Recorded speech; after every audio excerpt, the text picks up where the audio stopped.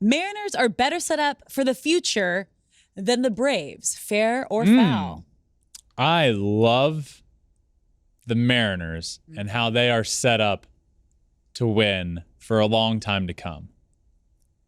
But I have to say foul. Whoa. The Braves, one, it's easy to forget how good and young Ronald Acuna is. They have him wrapped up. They have all of these young guys that are making a difference this year. Michael Harris, Spencer Strider. They have Ozzie Albies wrapped up for years to come. They have Austin Riley wrapped up for 10 years now. For a decade, Austin Riley will be the third baseman or move somewhere of the Atlanta Braves. The Braves are great now. They're coming off of a World Series.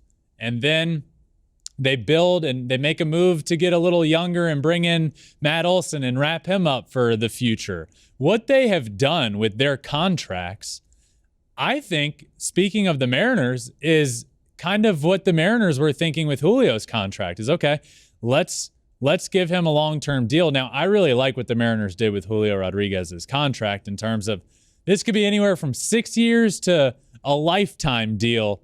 Your play will let us know. But you could potentially have the highest contract of all time, money-wise, if you play well enough. Now, the Braves, they did it with, they signed Ronald Acuna and Ozzie Albies to those long-term deals. Those guys are not getting paid near what they should be getting, but the Braves still have them. They got them locked up, and the Braves are good right now. Mariners are getting there. They're good. I think they get into the playoffs, but Braves are coming off a World Series, and they're not going anywhere anytime soon. So I'm going to say foul. I think the Braves are set up better for the future. I'm going fair on this one. Oh, I am. Okay. You mentioned it. Julio Rodriguez's contract, the future of baseball, having one of the best rookie seasons we've ever seen. Plus, they just signed Castillo, an ace, to a very reasonable deal, 5 years, $108 million. Also, future of this team. They have what it takes. We saw it this year, I think, for the first time that there's hope. There's postseason hope. I mean, they're in a little trouble right now. I just hope they figure it out. With Julio Rodriguez going on the IL for 10 days. But yeah, I think the Mariners are shaping up to have a very bright future. They're both set for a long time to come. And as I've said on here a lot, I have the Mariners as the 2025 World Series champs. So you're kind of contradicting yourself. I think the Braves win a few World Series within the next. Before. In the next decade, the Braves win at least 2 World Series. All right. Wow, that's bold. It is bold. That just it's okay. There you go. Hot take. All right. Moving on. Kyle Wright is the most underrated pitcher in the NL. Kyle Wright, only pitcher in baseball to 20 wins this year so far. He's been great, and we do not talk about him as much. And in fact, when you talk about the Braves, you don't even talk. We've been talking about Spencer Strider and Max Fried. Kyle Wright does not get the love he deserves nationally. Now, with that said, I am also going to say foul. Because I think there's pitchers like Zach Gallen and Sandy Alcantara, or Sandy, that don't get the love they deserve. I think Zach Gallen this year has been elite. He's been one of the best in baseball, as has Kyle Wright. But Gallen is so good. Alcantara is so good. This is tough. But I just think those other guys have been doing it long enough. They've had fantastic years, and we really just don't talk about them. And I think a big reason for that is the team that they're playing on. But I'm going to say foul. I'm going fair. For the reason that you said. He is the first and only player this season to 20 wins. The next one behind him, I think, is 17 at the moment. So that alone, you gotta give the man give him the credit where credit is due. Who has the 17 wins? It's my brother. That was a trick question. Oh, haha. Thanks. Thanks. All right, moving on? Yeah. Okay. Dodgers finished the regular season with 110 wins. They're at 105. That's fair. Yeah. Yeah, they get there. And that's going to put them in elite territory. Not many teams in history have done that.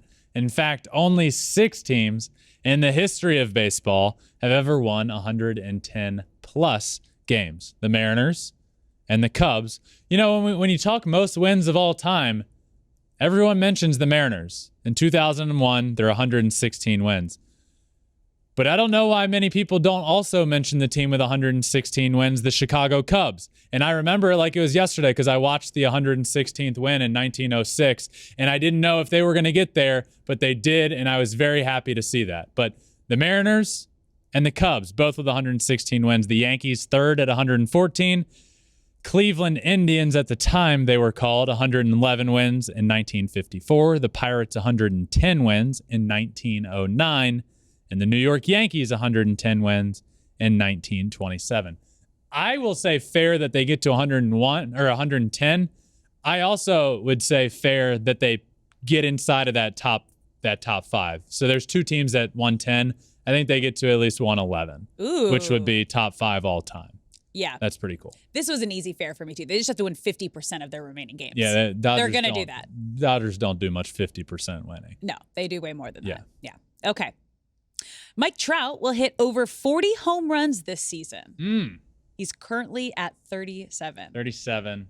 He just hit his 37th on Saturday. We're running out of time. Mike Trout is the GOAT, so I'm going to say fair.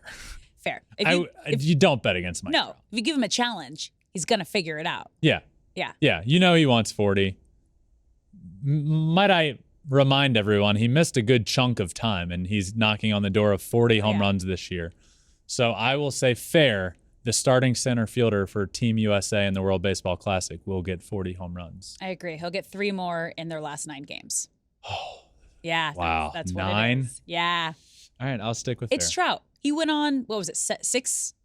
He went on a 6-game home run streak. 6. 6. 7 or 6? 6? I think it was the record's 7? Yeah. One of those two. I mean, he's great. He's Greatness. Great. He's great. Okay. Ready for the last one? Yeah. Okay. Carlos Rodon will win the National League crown for most strikeouts. This is a good one.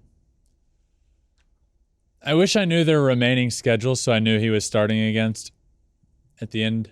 Yeah. But I'm going to say fair. Okay. I love me some Carlos Rodon. And I wish the Giants were better this year because they've kind of just flown under the radar. And when people talk about the Giants, they just say, last year was a fluke, which isn't right to say. It wasn't. But that's kind of the consensus. They're not as good this year as a fluke. And we're just not talking about how good Carlos Rodon has been. Mm-hmm. I think it's fair he wins the NL strikeout crown. Yeah. So he starts on Thursday. And that's probably, today's Tuesday? Today's Tuesday. Thursday puts him, it's probably his last start of the year. Maybe. Against Colorado. I'm going to say fair. Okay. I'm saying fair. That's fair. Thank you. That's it. Do you think that's fair? That's fair. But would you have gone fair on that? I have fair here because when you got nothing to lose except hitting some sort of a milestone after a season that your team has had, you're going to go out there and give it your all. You want to end on a high note. So I believe it's fair. Well, that's it for Fair or Foul. Thanks for watching. If you love flipping bats, swinging 3-0, or just talking ball, join us. Call us at 213-537-9339 with your questions. We have a weekly guest, and we have a lot of fun, so hit that subscribe button.